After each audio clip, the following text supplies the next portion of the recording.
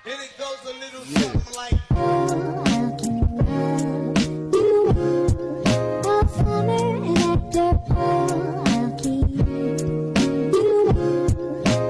Assalamualaikum warahmatullahi wabarakatuh.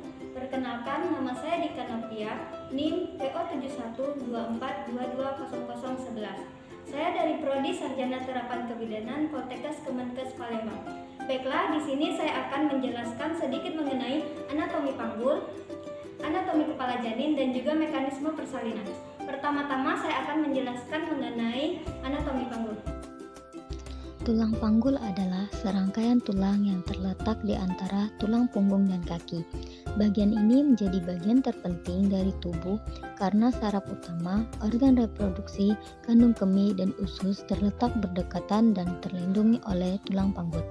Nah, tulang panggul terdiri atas dua bagian, yaitu bagian keras panggul yang dibentuk oleh tulang dan bagian lunak panggul dibentuk oleh otot, jaringan, dan ligamen.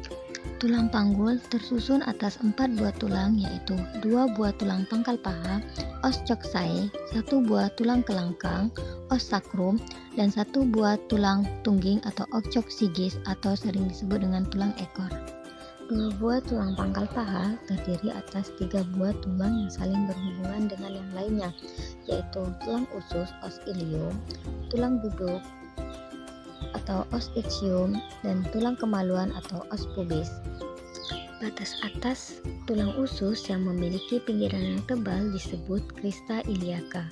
Nah, di depan crista iliaca terdapat tonjolan yang dinamakan dengan sias, spina iliaca anterior superior. Di bawah sias juga terdapat benjolan yang disebut dengan siai, spina iliaca anterior inferior. Nah, di belakang crista iliaca juga terdapat tonjolan yang dinamakan dengan sips, spina iliaca posterior inferior. Di bawah sips terdapat sipi, disebut dengan spina iliaca posterior inferior. Di mana di bawah sipi juga terdapat tekik atau cekungan yang besar, disebut dengan incisura ischiadica major. Nah, di bawahnya juga terdapat tonjolan kecil yang dinamakan dengan spina ischiadica. Di bawah spina ischiadica terdapat tekik yang kecil disebut incisura ischiadica minor.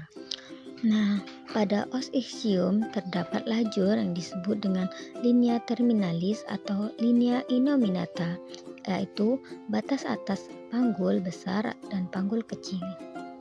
Tulang duduk yang tebal ini disebut dengan tuber ischiadicum, di mana berfungsi untuk menopang saat kita duduk.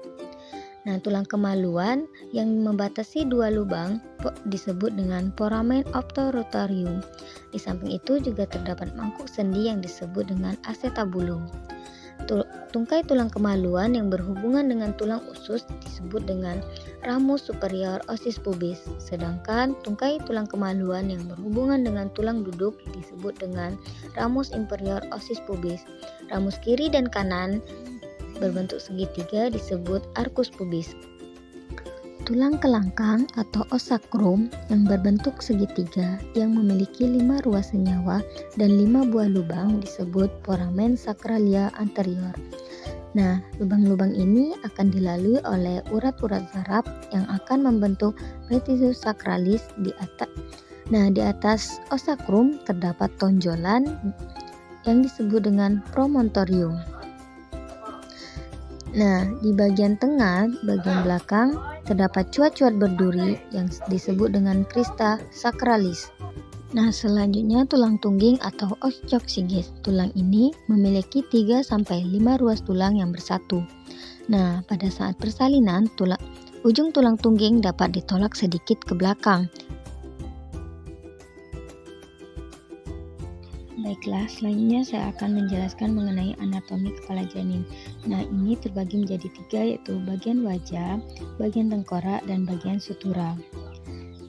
Nah, bagian wajah ada os orbita atau tulang mata, tulang pipi os zygomaticum, tulang hidung os nasal, dan tulang rahang atas atau os maxilla, dan tulang rahang bawah os mandibularis.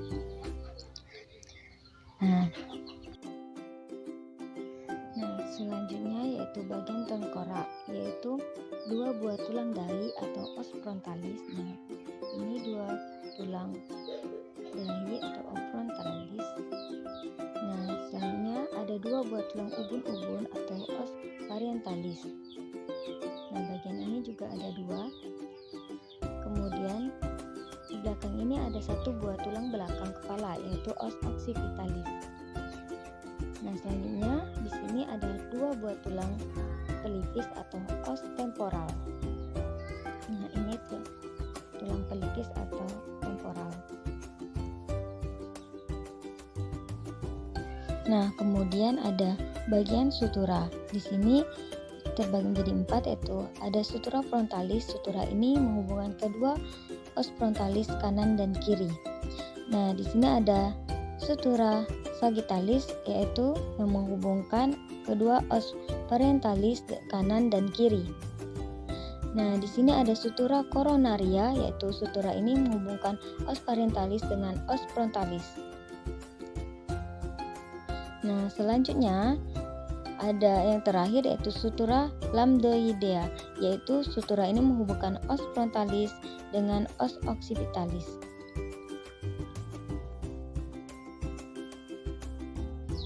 Kemudian di anatomi kepala janin juga ada ubun-ubun, yaitu ubun-ubun besar dan ubun-ubun kecil. Ubun-ubun kecil berbentuk segitiga dan ubun-ubun besar berbentuk segi 4 panjang, atau disebut juga ubun-ubun besar atau kecil. Nah, selanjutnya untuk ukuran kepala janin ada 3 bagian, yaitu muka belakang, melintang, dan melingkar. Untuk muka belakang ada suboccipito bregmatica dengan panjang 9,5 cm. Nah, suboccipito frontalis yaitu adalah 11 cm. Kemudian fronto-occipitalis adalah 12 cm. Untuk mento-occipitalis dari dagu yaitu 13 cm. Selanjutnya ada submento bregmatica bawah dagu ke bregmatica yaitu 9,5 cm.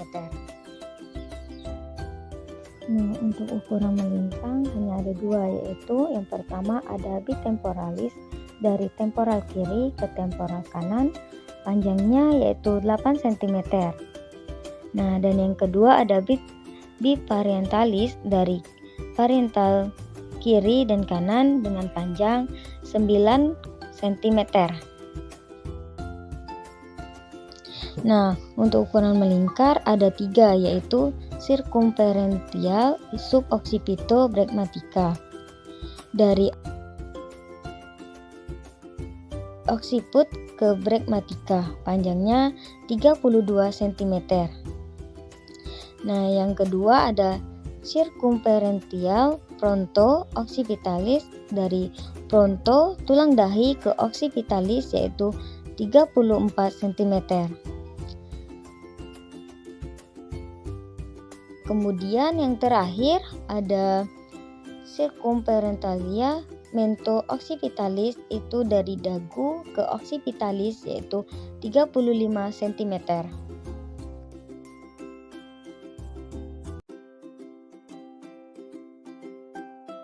Persalinan normal adalah peristiwa lahirnya bayi cukup bulan atau aterem serta pengeluaran plasenta tanpa komplikasi.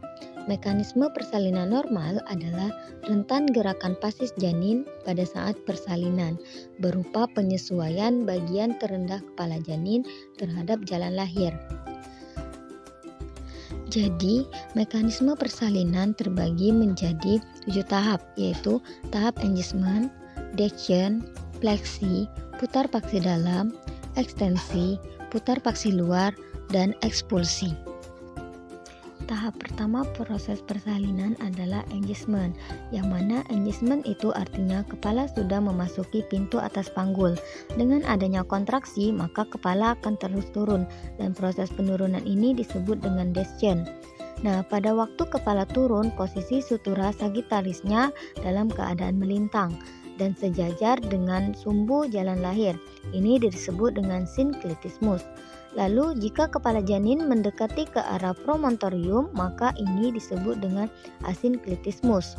Kemudian apabila kepala janin mendekat ke arah simfisis, ini disebut dengan asinkletismus posterior. Ini adalah sinkletismus, asinkletismus, dan asinkletismus posterior. Nah, tahap selanjutnya adalah fleksi. Ketika kepala janin telah mendekati HOP3 atau mendekati spina ischiadica dan menyesuaikan dengan jalan lahir, maka kepala bayi akan mengalami fleksi, yang dimana fleksi itu bagian dagu mendekati dada janin.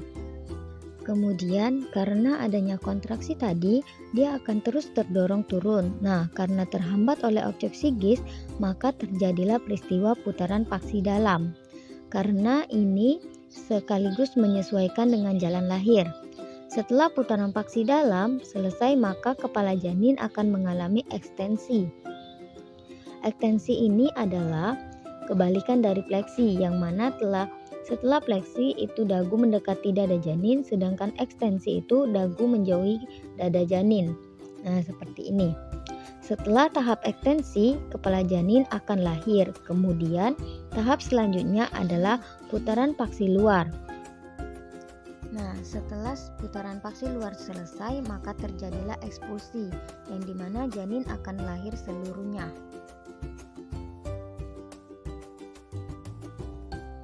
Nah, itulah materi yang dapat saya sampaikan mengenai anatomi panggul, anatomi kepala janin, dan mekanisme persalinan.